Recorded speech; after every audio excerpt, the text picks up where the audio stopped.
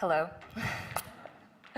I just wanted to start by saying a huge thank you to you all for being here and listening to me tonight, but thank you to the organizers of this whole project for giving me what really has been the opportunity of a lifetime. To be an artist in residence is one thing, but an artist in motion across the country has been just amazing. I really have been this tourist in my own country that people have kept mentioning is an ideal for us.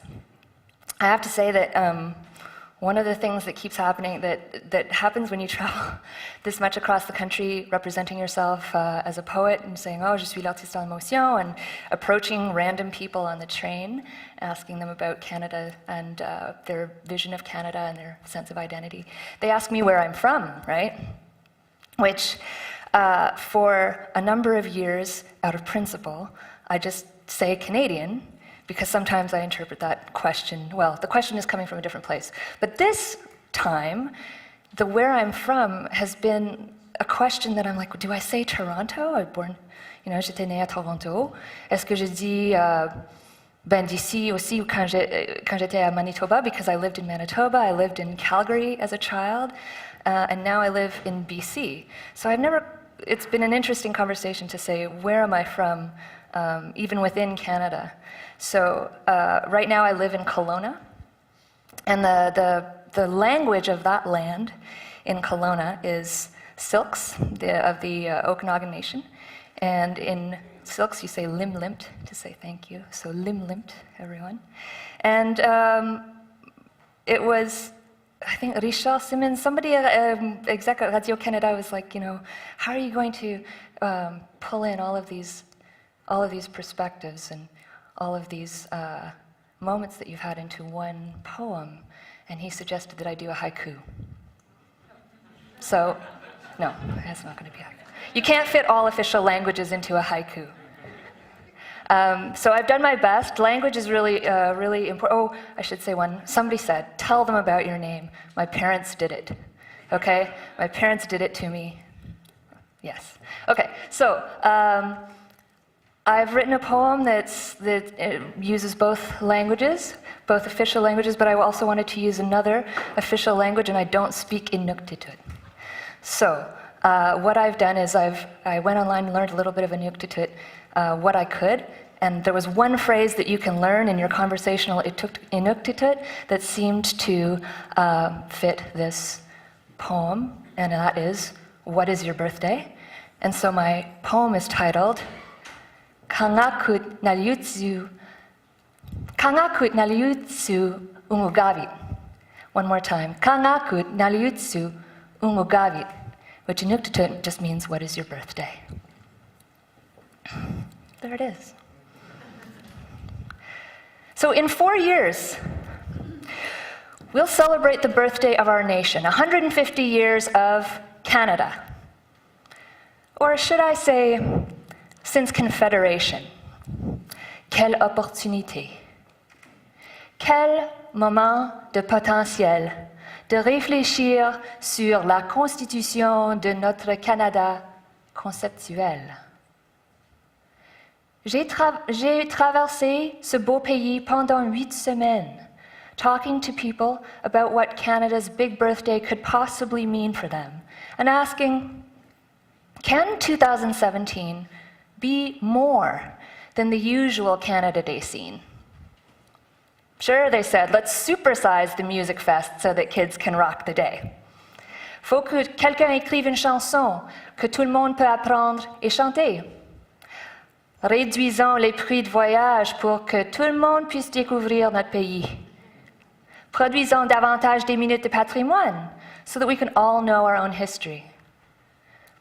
Produisons des minutes de patrimoine so that we can all know our own history. Now, the speakers at the conference pushed at this concept of oui.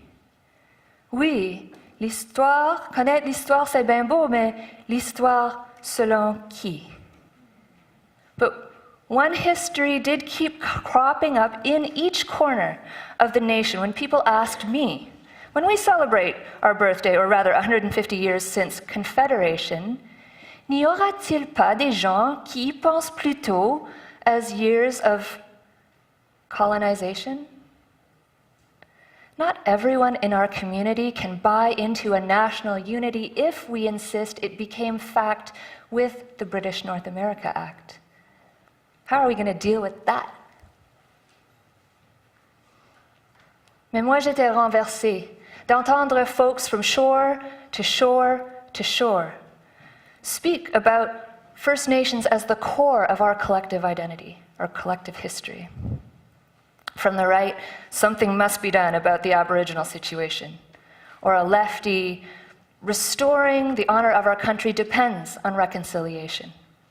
It is in the hearts of the people of this nation now, maintenant, to reconcile the love they bear for provinces and territories with their full awareness of all the unofficial stories and histories that are our Canada.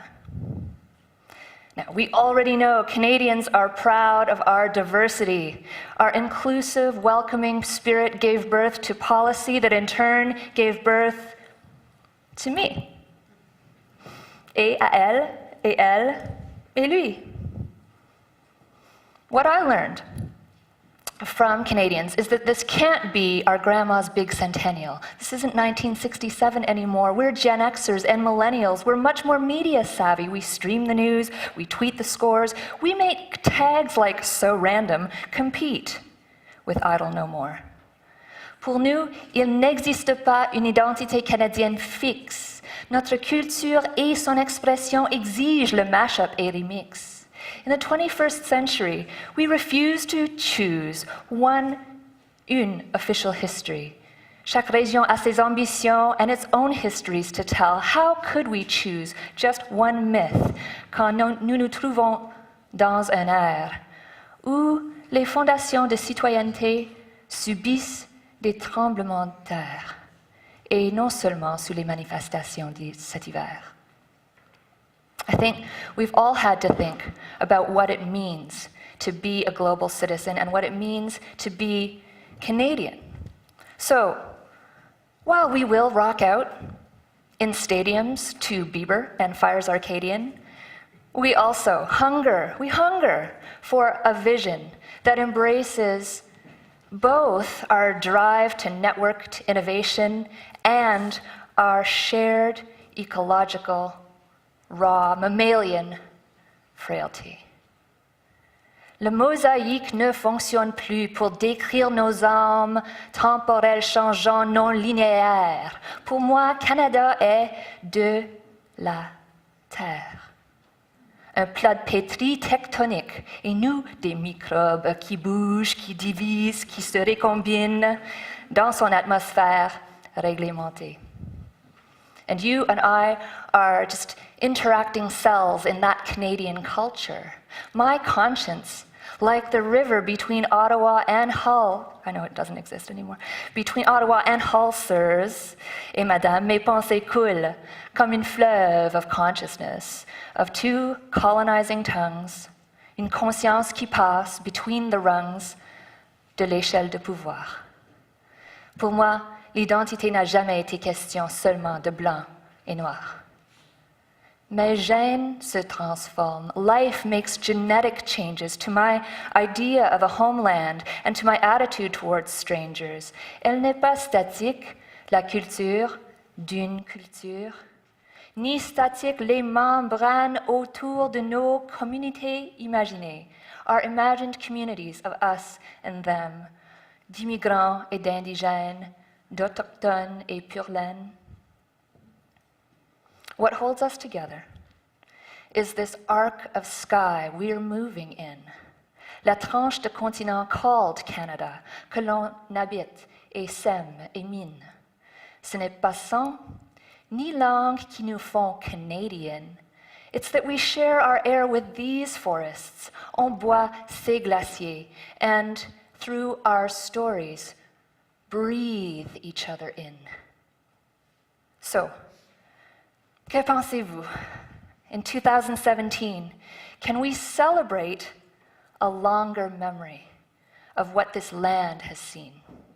Behind the maple leaf flag saris and inukshuks and poutine, could there ever be, has there ever been, an autochthonous, and that word just means from here, from the land, an autochthonous Canadian dream?